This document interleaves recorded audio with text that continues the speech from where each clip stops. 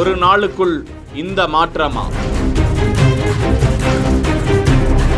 நீலாங்கரை வீட்டிலிருந்து ஒய் பிரிவு போலீசார் பாதுகாப்பின்றி பட்டினப்பாக்கம் வீட்டிற்கு சென்றார்.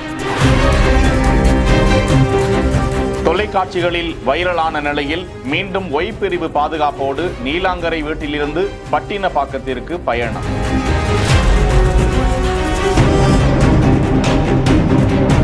கரூர் துயர நிகழ்வில் 41 பேர் பலியான நிகழ்வு நாட்டையே சோகத்தில் ஆழ்த்திய நிலையில் காவல்துறையிடம் அனுமதி கேட்டு பொறுமையுடன் இருக்கும் விஜய் கரூர் செல்ல ஆயத்தமாகி வருவதாக கூறப்படும் நிலையில் சென்னையில் இருக்கக்கூடிய அவரது வீட்டிற்கு திடீரென வெடிகுண்டு மிரட்டல் வருகிறது.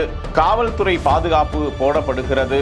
அவர் மீது வழக்கு பதிந்து கைது செய்யப்படுவாரா என்று விமர்சனங்கள் சென்று கொண்டிருக்க, ஏற்கனவே விஜய் வெளியே சென்றால் அவருக்கு ஒய் பிரிவு பாதுகாப்பு மத்திய அரசால் வழங்கப்பட்டிருக்கும் நிலையில் அவர் வீட்டை விட்டு வெளியே சென்றாலே பாதுகாப்புக்கு ஒய் பிரிவு போலீசார் வருவார்கள் என்ற நிலையில் 8ஆம் தேதியன்று அவர் நீலாங்கரை வீட்டிலிருந்து ஒய் பிரிவு போலீசார் பாதுகாப்பின்றி பட்டினப்பாக்கம் வீட்டிற்கு சென்றார்.